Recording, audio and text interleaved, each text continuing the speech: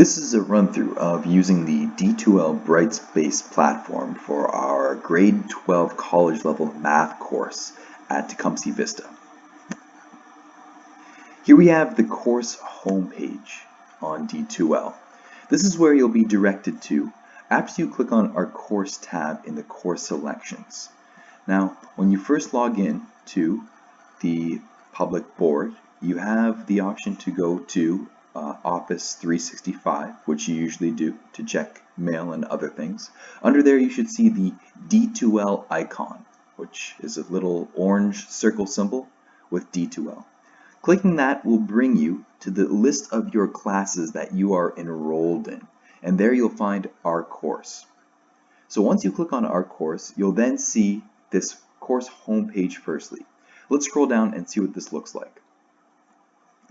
So we have first on our homepage an announcement board, and this is the current announcement on first day of the semester, directing you where to go, giving you some information on this first day of class.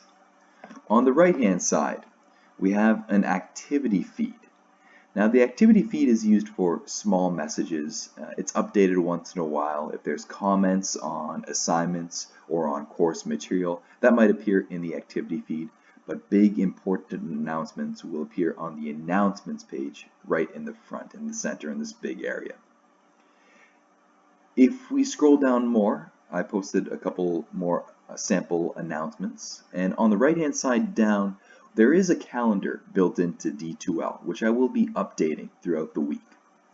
Now the calendar has events, the dates of tests, quizzes when they get uploaded. Some specifics will be uploaded into the calendar. There's not anything on it right now, but I will update that and add some material as time goes on. So that's our homepage for the D2L site. Now, going from course homepage, the next tab we have is content, and this will be used a lot. The content tab is where the material, the lessons we actually learned in class will be available and visible. Now on the left hand side, you'll see that our content is broken up into units, and our first unit on the books is trigonometry, which we'll be starting later. So under each one you can click and roll down. The first tab is course information, some general knowledge for our first week in class, such as there's a file here on using the virtual classroom, which we will get into more later. There's also an orientation, some general information about re-entry into schools.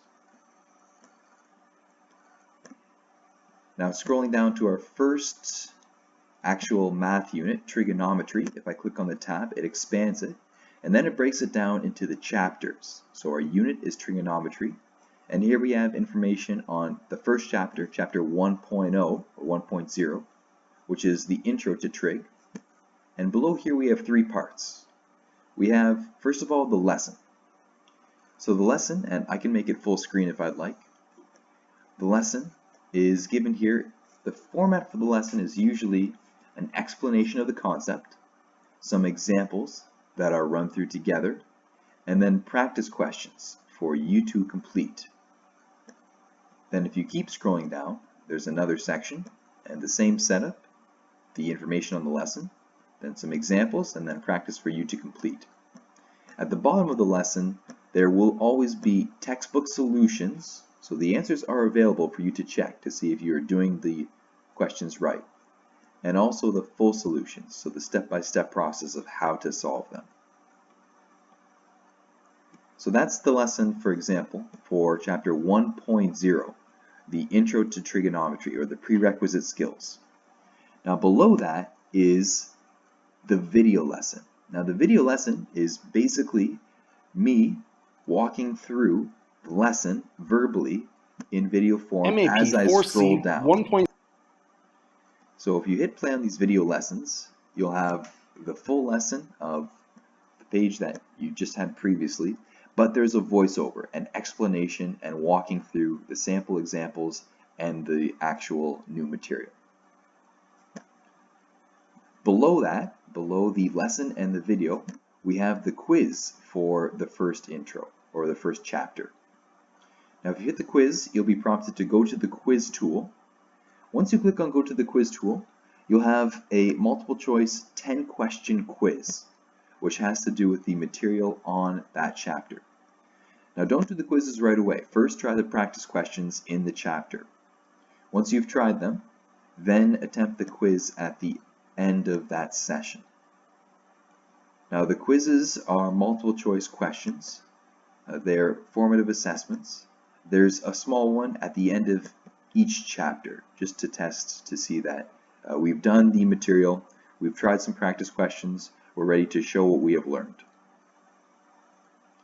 And that format should be the same or similar for most of our math chapters. So a lesson, a video, and then the associated quiz. That will all be found under this Content tab.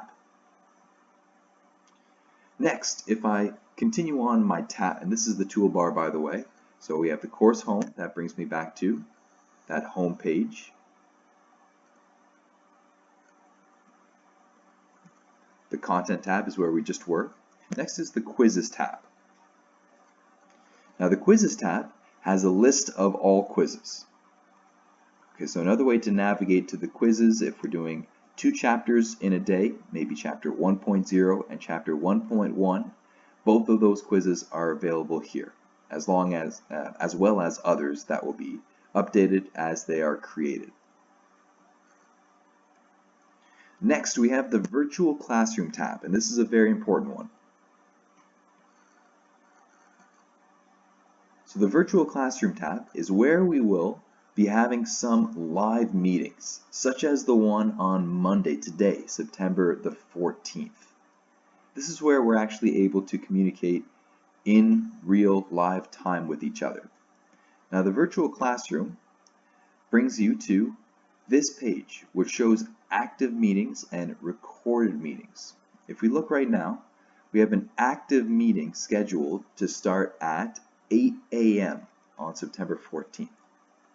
Now, to get into that meeting, once 8 a.m. starts, once it becomes available, go to this little 3-dot icon on the Actions bar and hit Launch.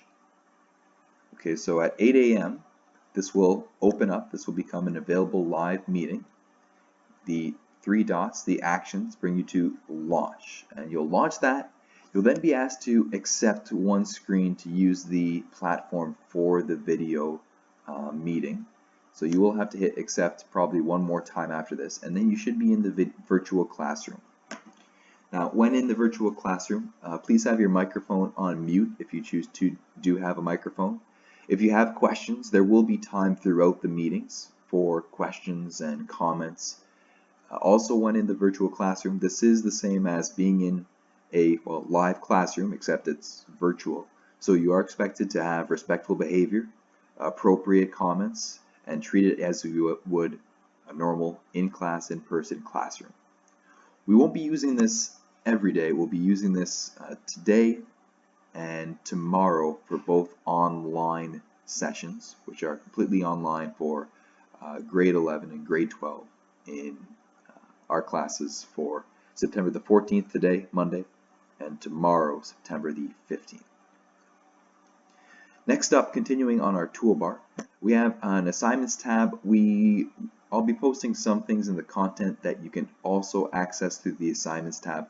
Don't worry about that right now. That's not quite as important right now as the Virtual Classroom and the Content tab with the quizzes.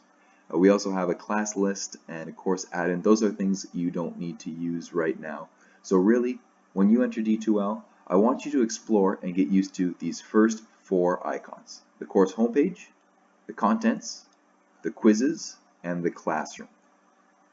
Now, some of these icons might change. I'm going to customize our class a little bit as we go on, but that's the general feel for D2L. So hopefully you had a chance to watch that video early today. We do, if you're watching this before 8 a.m., we do have our first virtual classroom meeting scheduled, as you saw, for 8 a.m. or 8:15 if you're able to. So hopefully we will see you there. Have a good morning, and we'll talk to you later.